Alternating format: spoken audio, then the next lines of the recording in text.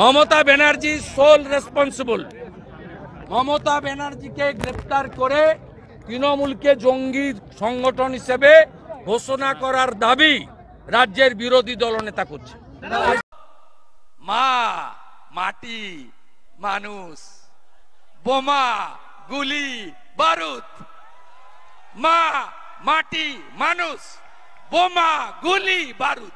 বিস্ফোরক দাবি তুললেন বিরোধী দলনেতা শুভেন্দু অধিকারী।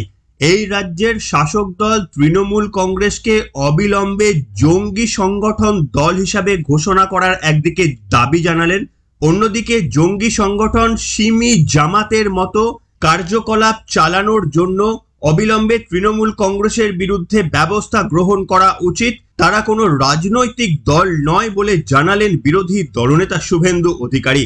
গতদিনে সন্দেশখালী আরও একবার শুধু পশ্চিমবঙ্গ নয় গোটা ভারতবর্ষের নজরে চলে এসেছে এবং এতদিন পর্যন্ত আমাদের রাজ্যে সমস্ত কেন্দ্রীয় সংস্থা তাদেরকে প্রয়োগ করতে বাধ্য হয়েছে।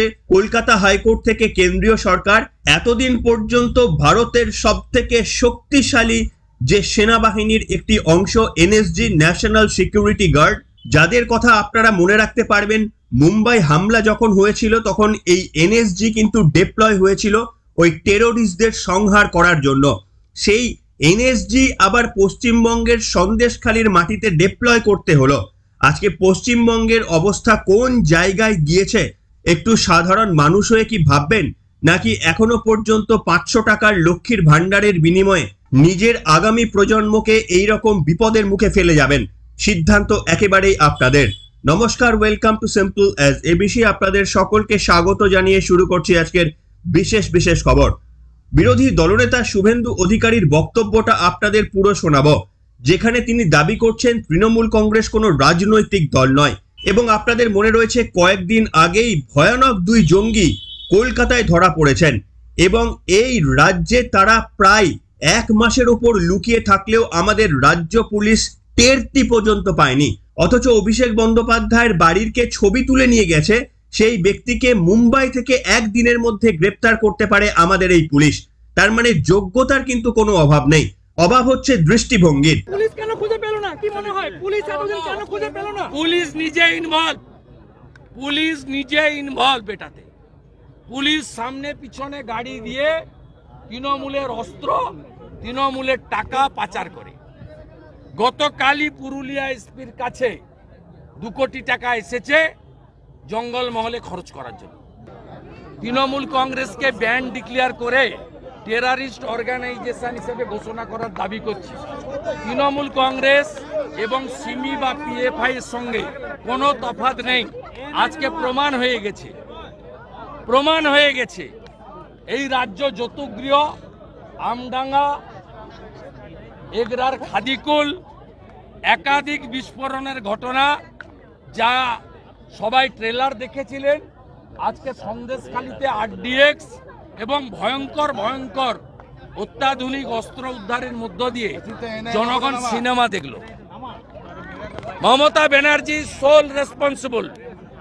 মমতা ব্যানার্জিকে গ্রেপ্তার করে তৃণমূলকে জঙ্গি সংগঠন হিসেবে ঘোষণা করার দাবি রাজ্যের বিরোধী দলনেতা করছে। তাই দীর্ঘদিন ধরে সন্দেশখালীর মাটিতে কি করে এত বড় অস্ত্র ভান্ডার জমা করা থাকলো, কি করে রাজ্য পুলিশ টের পর্যন্ত পেল না, তা নিশ্চিতভাবে প্রশ্ন তুলছে পশ্চিমবঙ্গের প্রত্যেকটি সাধারণ মানুষের মনের মধ্যে। বিস্তারিত যাওয়ার আগে 2টি কথা আপনাদের বলবো রাজ্য পুলিশ সম্পর্কে। আচ্ছা, আমাদের সংবিধানের এটা কত বড় একটা ফাঁক বা ফোকর যাই বলুন না কেন আপনারা, যদি কোনো দল নির্বাচিত হয়ে যায় তাহলে রাজ্য পুলিশ সম্পূর্ণভাবে তাদের কাছে আত্মসমর্পণ করে। যে দিকে তারা রাজ্য পুলিশকে ব্যবহার করতে চায় সেই দিকেই রাজ্য পুলিশ ব্যবহৃত হয়। সেক্ষেত্রে তাদের বেসিক কর্তব্য যে কোথাও অস্ত্র মজুদ হচ্ছে কিনা বা কোথাও বেআইনি জঙ্গি কার্যকলাপ হচ্ছে কিনা, রাজ্যের মধ্যে জঙ্গি লুকিয়ে আছে কিনা, এই বেসিক ইন্টেলিজেন্সিও পর্যন্ত কাজ করে না যখন সরকারের কাছে আত্মসমর্পণ করতে হয় রাজ্য পুলিশের একটি অংশকে। পশ্চিমবঙ্গ কি তারই নিদর্শন দেখাচ্ছে?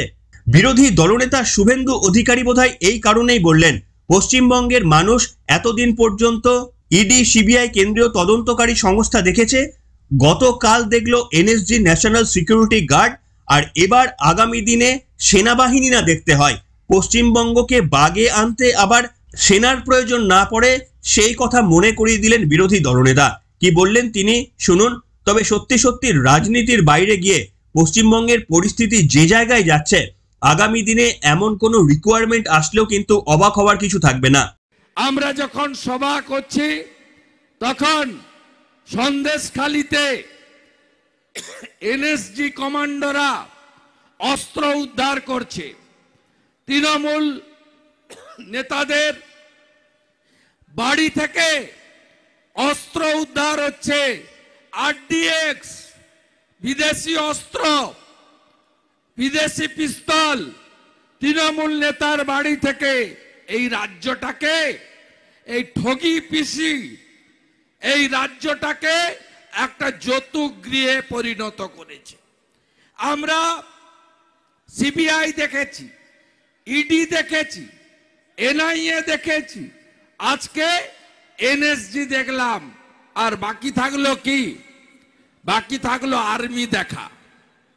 এই পশ্চিমবঙ্গকে কোথায় নিয়ে গেছে এই ঠগি পিসির দল?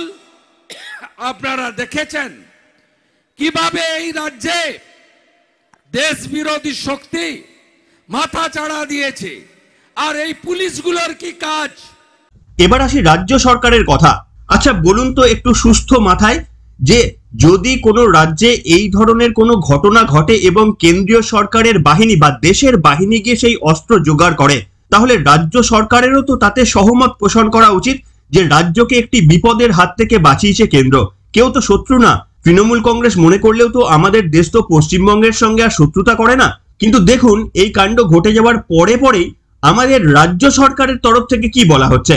আসুন তৃণমূল কংগ্রেসের মুখপাত্র জাগো বাংলা কি বলছে আপনাদের একটা ছোট্ট ফুটেজ দেখাই। দেখতে পাচ্ছেন, রাজ্য প্রশাসনকে বদনাম করার জন্য সিবিআই এখন অস্ত্র ভান্ডারের নামে এনএসজি কে নিয়ে এসে নাটক করছে। আমি আর পুরোটা পড়ার সত্যি ইচ্ছা প্রকাশ করিনি। যারা দেশের ন্যাশনাল সিকিউরিটি, সব থেকে বড় সিকিউরিটিকে যারা নাটক বলে মনে করে, তাদের প্রতিবেদন পড়ার কোনো ইচ্ছা আমাদের নেই। শুধু আপনাদের দেখালাম যে আমাদের শাসক দল আমাদের সেনাবাহিনীকে পর্যন্ত কোন জায়গায় নামাচ্ছে একটু ভাবুন। তারা নাকি নাটক করছে, যেখানে দেখা গেল তারা লিস্ট পর্যন্ত দিয়ে দিয়েছে যে কোন কোন ধরনের অস্ত্র তারা উদ্ধার করেছেন, সেই লিস্ট পর্যন্ত তারা দিয়ে দিয়েছে। আপনাদের কিছুক্ষণ পরে সেই লিস্ট প্রসঙ্গে আসবো। কিন্তু তা সত্ত্বেও তৃণমূল কংগ্রেস মনে করছে যে তারা নাটক করছে। এবং সম্ভবত দেখবেন রাজ্যের মুখ্যমন্ত্রী মমতা বন্দ্যোপাধ্যায় আজ থেকে মঞ্চের ওপর থেকে এতদিন পর্যন্ত ইডি সিবিআই ইনকাম ট্যাক্স বলতেন, এবার বোধহয় এনএসজি কেও জুড়ে নেবেন। যে এনএসজি মুম্বাই হামলার মতো ভয়ানক ঘটনা রুখে দিয়ে বিশ্বের কাছে দেশের মাথা উঁচু করেছিলেন, সম্ভবত মুখ্যমন্ত্রীর রোশানলে পড়বে এবারে এই এনএসজিও, আমার সম্ভাবনা মনে হচ্ছে। কিন্তু রাজ্য সরকার কি করছে জানেন? শুনলে আপনারা হাসবেন না কাঁদবেন আমি জানি না। রাজ্য সরকার কি কাকতালীয় ভাবে যেদিন সন্দেশখালীর মাটি থেকে এই ধরনের মারাত্মক অস্ত্র উদ্ধার হলো, তখন রাজ্য সরকার সন্দেশখালী কাণ্ডে সিবিআই তদন্তের বিরোধিতা করে সুপ্রিম কোর্টের দ্বারস্থ হয়েছে। দেখতেই পাচ্ছেন সংবাদের শিরোনাম। ভাবুন, যে সন্দেশখালীতে একে তো দিনের পর দিন মা বোনেরা অকথ্য অত্যাচারিত হলো, মামাটি মানুষের সরকার নাকি তৃণমূল কংগ্রেস সেটা তো স্বীকারই করলো না। অত্যাচারিত মহিলারা নাকি নাটক করছিল এবং সন্দেশখালীর শেখ শাহজাহানরা নাকি হিরো। তৃণমূল কংগ্রেস সম্ভবত এটাই মনে করে।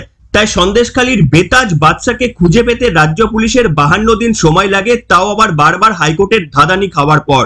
সেই রাজ্য প্রশাসন মঞ্চের ওপর থেকে বলছেন যে ভুল তো হতেই পারে, তা বলে এক খোঁচায় চাকরি খেয়ে নেবে? বললেই তো ভুল শুধরে দিতাম। দেখুন, এই হচ্ছে ভুল শোধরানোর নমুনা। রাজ্য সরকারের চোখে আঙুল দিয়ে দেখিয়ে দিল সেখানকার মহিলারা যে আমাদের ওপর অকথ্য অত্যাচার হয়েছে।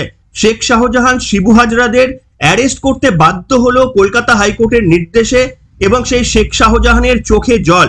তা সত্ত্বেও আমাদের এই রাজ্য সরকার আপনার আমার করের টাকা খরচা করে, মনে রাখবেন তৃণমূল কংগ্রেসের নিজের কষ্টার্জিত টাকা নয়, আমার আপনার করের টাকা খরচা করে তারা সুপ্রিম কোর্টে যাচ্ছেন সন্দেশখালীতে যেন সিবিআই তদন্তকে আটকানো যায়। এবং খুব স্বাভাবিকভাবেই তারাই তো বলবে যে এগুলো তো নাটক হচ্ছে, তার কারণ তারা যে কোনো মূল্যে তো এগুলোকে বন্ধ করতে চায়। খুব রাগ যেদিন থেকে হাইকোর্টের রায় এসেছে, ও হাইকোর্টের রায় নিয়ে বিচলিত নয়। চাকরি গেল কি খেলো সেটা নিয়ে বিচলিত নয়। হাইকোর্টের রায়ের 17 নম্বরে মহামান্য ডিভিশন বেঞ্চ বলেছে যারা অতিরিক্ত পদ ক্রিয়েট করেছে সিবিআই তাদেরকেও প্রয়োজনে হেফাজতে নিয়ে তদন্ত করতে পারে। আর আমি উত্তরবঙ্গে ছিলাম, দক্ষিণ দিনাজপুরে সুকান্ত বাবুর প্রচারে।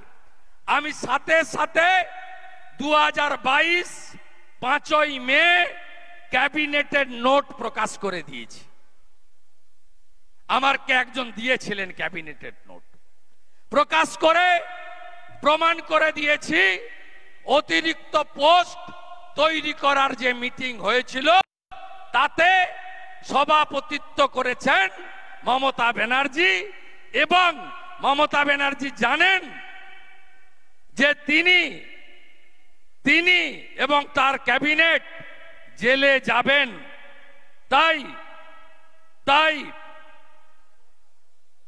তাই তিনি আতঙ্কে লাফাচ্ছেন। আপনারা কি বলছেন? আপনারা তো সাধারণ মানুষ, সবই দেখছেন, সবই শুনছেন। তার সত্ত্বেও কি 500 টাকার বিনিময়ে একেবারে আমাদের দেশকে আরো একবার পরাধীনতার দোরগোড়ায় পৌঁছে দেবো আমরা? স্বাধীনতা যুদ্ধে হয়তো ভাগ্যবশত আমাদের নামতে হয়নি, আমাদের পূর্বপুরুষরা হয়তো নেমেছিলেন। আরো একবার কি পশ্চিমবঙ্গের মানুষ হয়ে এই দেশের মধ্যে সব থেকে দ্রুত গতিতে আমরা এগিয়ে যাচ্ছি উল্টো দিকে? আমাদের কি বোধ বুদ্ধি সবই লোপ পেল? রাজনৈতিক নেতৃত্বরা যা বোঝাবেন মঞ্চের ওপর থেকে সেগুলোই গোগ্রাসে গিলবো? কোনো কিছুই কি নিজেরা ভেরিফাই করব না? চোখের সামনে দেখব না? দেশের সেনাবাহিনীকে কি অবিশ্বাস করে থাকতে পারবো?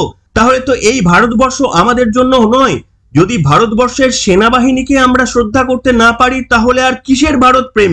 রাজনৈতিক নেতৃত্ব আজকে গদিতে আছেন, কালকে গদিতে থাকবেন না, কিন্তু তারা যে বিদ্বেষ ছড়িয়ে যাচ্ছেন, আজকে সাধারণ মানুষ হয়ে আমরা গোগ্রাসে গিলতে থাকবো?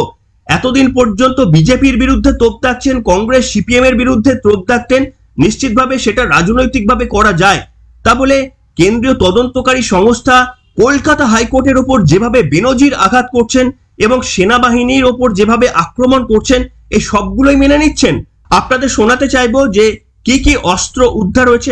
আপনারা ছবিটা দেখতে পাচ্ছেন কি কি অস্ত্র উদ্ধার হয়েছে, এবং এই অস্ত্রগুলো কিন্তু ম্যাক্সিমামই বিদেশ থেকে আমদানি করা। ভাবুন তো কি করে আসতে পারলো এই সমস্ত অস্ত্র।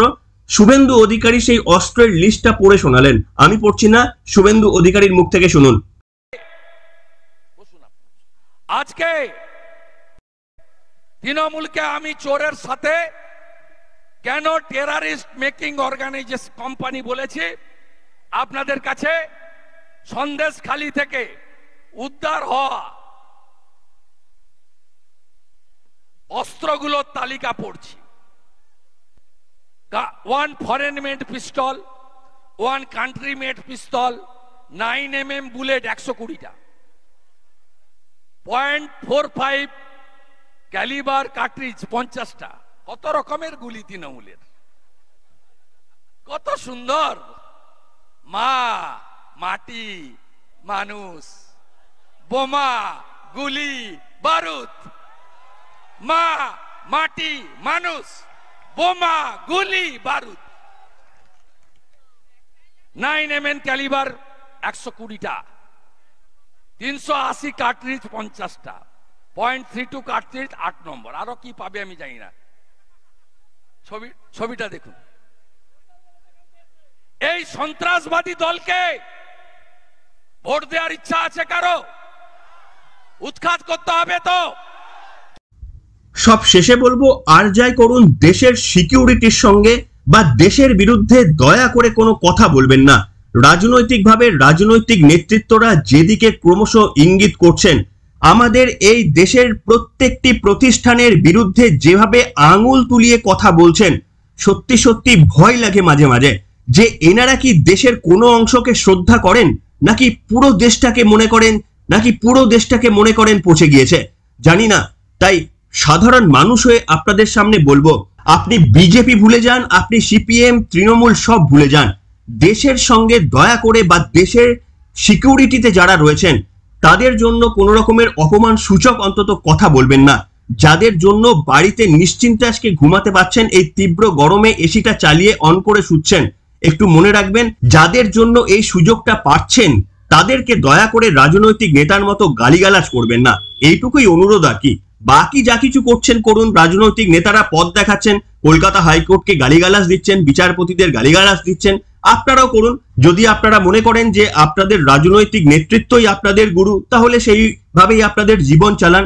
কিন্তু যদি একটু অন্তত সদিচ্ছা বেঁচে থাকে, এই দেশকে রক্ষা করার জন্য যদি একটুও তাগিদা থাকে, তাহলে 1947 সালের স্বাধীনতার কঠিনতম লড়াই আপনাকে লড়তে হবে না। অন্তত সঠিক মননটা তৈরি করুন। যারা এই সমস্ত কুরুচিকর কথা বলছেন, অন্তত তাদেরকে সমর্থন করার আগে দুবার ভাববেন। আপনাদের মন্তব্য লিখে জানাবেন। এখনকার মতো এখানে শেষ করলাম।